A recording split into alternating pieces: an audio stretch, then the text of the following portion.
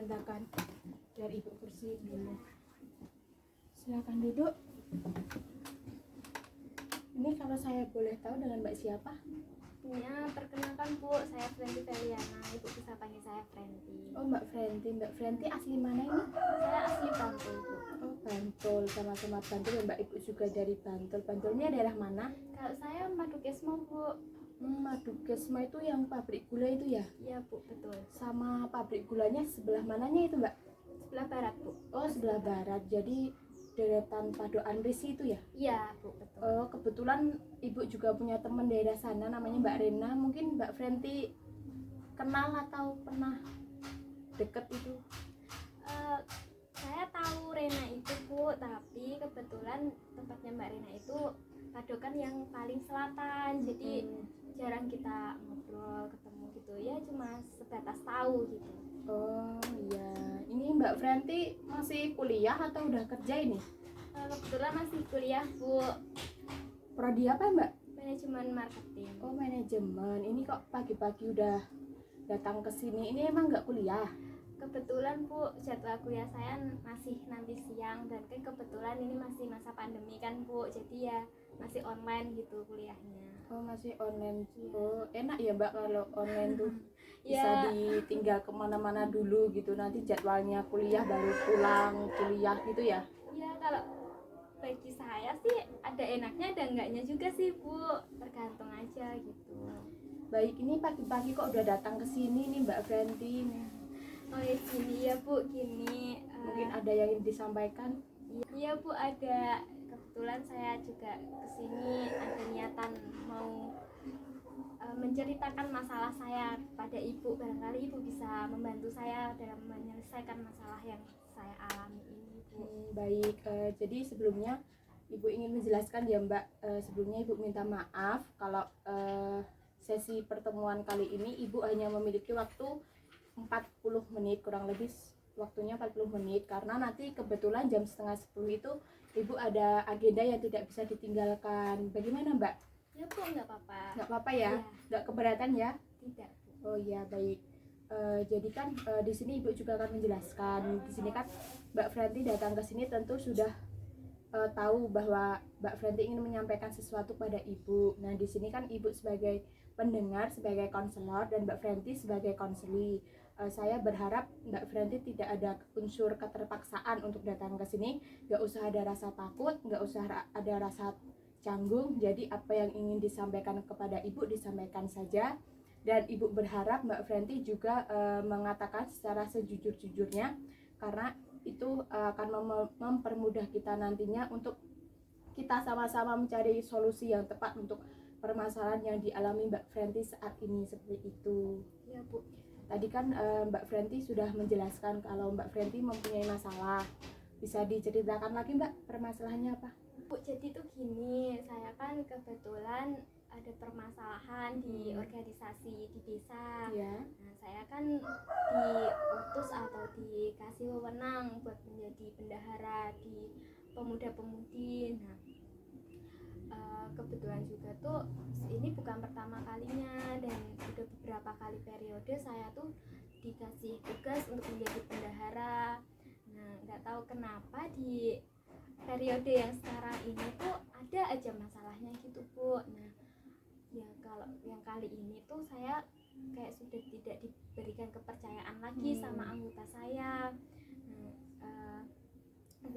Bahasa kasarnya gimana ya Bu ya, saya tuh dikira menggelapkan uang gitu, uang organisasi, padahal tuh enggak sama sekali. Dan mereka tuh juga paham kalau beberapa hari yang lalu tuh kita ada acara, acaranya tuh ada dua, itu bersih dusun sama acara 17-an. Nah itu tuh juga mengeluarkan budget yang lumayan. Nah tapi entah kenapa mereka itu nggak percaya sama saya kalau uang itu tuh keluar emang buat kegiatan itu. Nah Seperti itu. iya Bu. Ini nampaknya Mbak Frenti benar-benar kesal ya dengan keadaan saat ini. Ya kalau dibilang kesal, ya emang kesal Bu, dan udah ada rasa kecewa juga, udah dituduh kayak gitu. Yang saya menjalankan tugas dengan kewajiban saya, dengan udah saya maksimalkan dengan baik, tapi kenapa malah mendapatkan respon seperti itu dari anggota saya gitu. Baik. Kemudian apa lagi Mbak? Sebenarnya tuh saya juga nyaman kan diberi tugas atau tanggung jawab sebagai bendahara di organisasi itu, tapi itu dengan masa yang kayak seperti ini yang saya sudah tidak diberikan kepercayaan lagi sama anggota saya, ya rasa nyaman saya itu seketika juga bisa hilang. Soalnya kan kalau udah didasari dengan rasa kecewa ya nggak bisa langsung balik kayak semula gitu Bu. Jadi intinya itu teman-teman Mbak atau beberapa anggota itu sudah tidak mempercayai Mbak lagi seperti itu. Iya Bu. Lalu yang Mbak Franti rasakan sekarang ini seperti apa Mbak, yang Mbak Franti rasakan dengan adanya permasalahan seperti ini?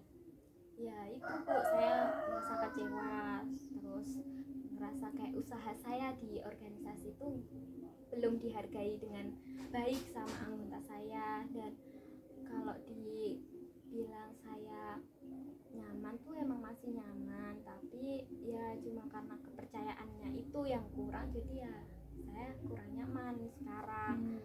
Baik, jadi dengan permasalahan yang ada saat ini, mungkin usaha yang Mbak Franti lakukan itu apa untuk saat ini?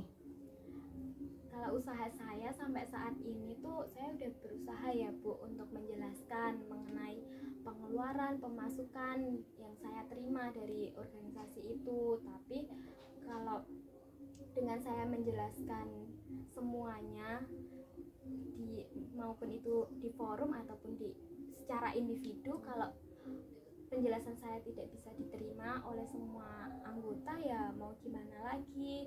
Dan untuk kedepannya juga kalau misalkan kepercayaan saya sudah tidak bisa didapatkan lagi, ya mungkin keputusan saya akan mengundurkan diri menjadi bendahara di organisasi itu. Oke, berarti sekarang tuh Mbak Franti tidak merasa baik-baik aja ya, Mbak Franti merasa sangat-sangat dikecewakan dengan kejadian itu. Tadi kan Mbak Franti mengatakan kalau Mbak Franti udah nyaman menjadi bendahara beberapa periode di organisasi itu, tapi kemudian sekarang Mbak Franti mengatakan kalau Mbak Franti itu ingin mengundurkan diri. Nah, itu yang benar yang seperti apa Mbak? Yang Mbak Franti inginkan itu sebenarnya yang gimana gitu? Ya sebenarnya saya masih pengen Bu kalau dikasih jabatan sebagai bendahara, tapi kalaupun saya sudah tidak dikasih kepercayaan itu lagi, ya buat apa saya bertahan di organisasi itu? Toh juga dalam organisasi itu kan harus didasari dengan rasa kepercayaan. Kalau misalkan anggotanya aja udah nggak percaya sama pengurus intinya, ya kenapa saya harus bertahan? Padahal itu saya juga udah menjelaskan sedetail-detailnya sama mereka. Ya mungkin menurut mereka penjelasan saya kurang, dan entah itu ada yang nggak suka atau gimana sama saya, ya saya juga kurang tahu Bu. Lalu apa yang menyebabkan anggota-anggota yang lain itu sudah tidak percaya lagi sama Mbak Franti? Ya saya tuh kurang tahu ya Bu, kenapa mereka tiba-tiba nggak sepercaya itu lagi sama saya. Tapi ya masalah itu tuh ada setelah kejadian acara bersih dusun dan acara 17-an itu Bu. Baik, jadi intinya itu teman-teman Mbak Franti itu sudah mulai tidak percaya setelah adanya kegiatan tersebut. Jadi intinya itu sebenarnya cuma adanya kesalahpahaman aja ya Mbak? Iya Bu, menurut saya juga gitu. Baik Mbak Franti, tadi kan kita sudah membicarakan banyak hal tentang apa aja yang menjadi permasalahan dari Mbak Franti, dan di sini ada poin-poin penting dan poin-poin pokok yang menjadi inti permasalahan dari Mbak Franti. Mungkin Mbak Franti bisa menyimpulkan poin-poin penting itu apa aja?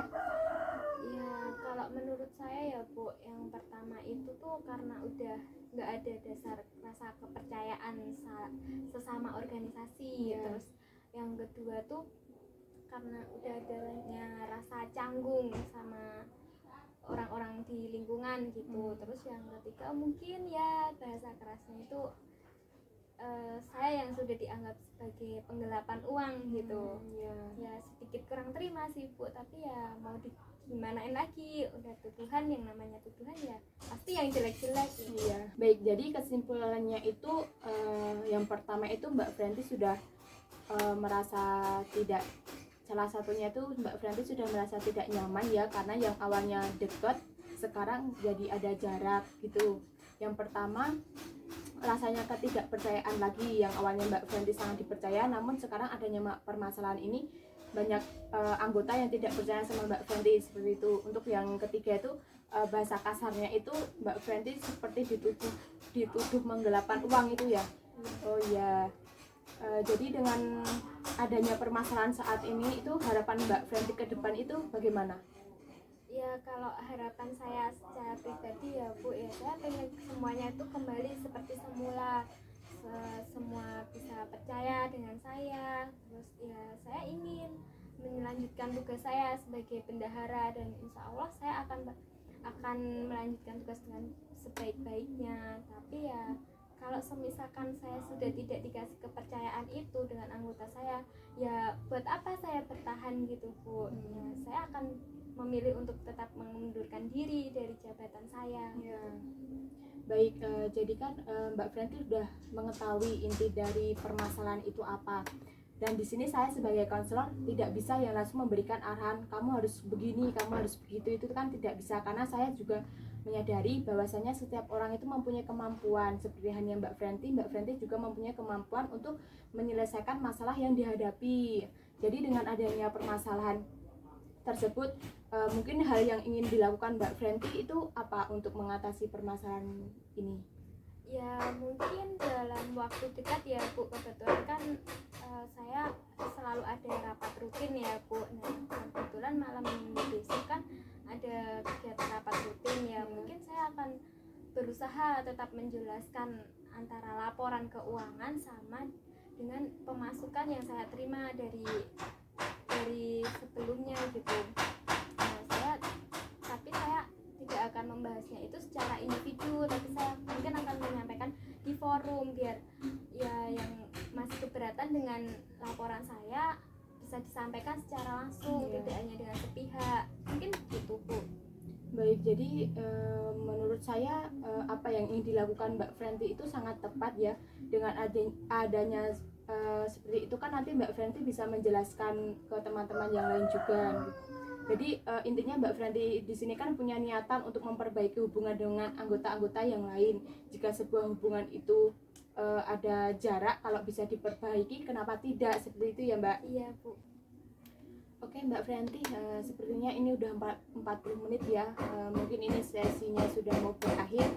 Seperti yang sudah Ibu sampaikan sebelumnya, bahwasannya Ibu hanya mempunyai waktu kurang lebih 40 menit pada sesi konseling saat ini. Gimana Mbak Fenty? Mbak Fenty keberatan? Iya, enggak Bu. Baik, sekali lagi kita mencoba untuk menyimpulkan ya Mbak, bahwasanya tadi kan ya yang menyimpulkan Mbak Fenty, sekarang kesimpulan dari saya. Jadi kan tadi Mbak Fenty mempunyai permasalahan di organisasi, Mbak Fenty sebagai bendahara, namun pada periode kali ini Mbak Fenty sudah tidak dipercayai lagi. Mbak Fenty juga sudah menemukan inti dari permasalahan itu. Tadi yang pertama Mbak Fenty sudah bahasa kasarnya sudah dituduh menggelapkan uang. Yang kedua Mbak Fenty sudah tidak dipercayai lagi, dan yang ketiga Mbak Fenty sudah tidak merasa nyaman, tidak merasakan kenyamanan itu lagi. Dan Mbak Fenty kan tadi juga sudah menemukan solusi cara mengatasi permasalahan tersebut dengan cara Mbak Fenty kan tadi mengatakan bahwa Mbak Fenty akan menjelaskan itu di forum, tepatnya pada minggu ini ya, itu agar semuanya bisa jelas, dan Mbak Fenty akan menjelaskan sedetail-detailnya permasalahan itu. Seperti itu Mbak? Iya, betul? Iya betul. Baik Mbak Fenty, untuk sesi berikutnya, pertemuan berikutnya mau dilaksanakan kapan ya ini? Karena saya ingin melihat progres Mbak Fenty ke depan. Mungkin bisa minggu-minggu ini Bu. Bisa minggu-minggu ini ya? Bisa, boleh save nomor WA saya aja? Iya bisa Bu. Oh ini, biar saya tuliskan.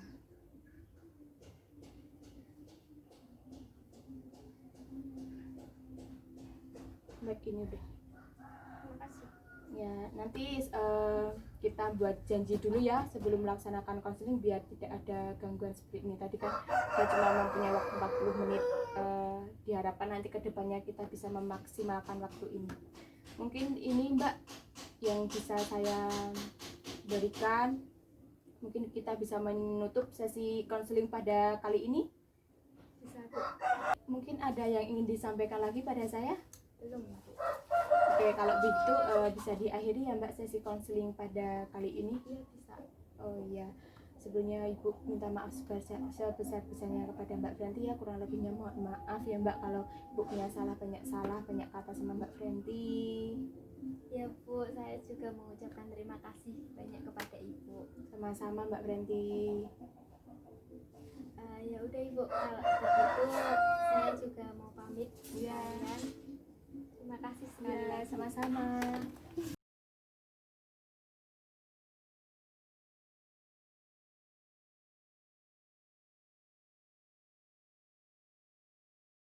Assalamualaikum. Waalaikumsalam.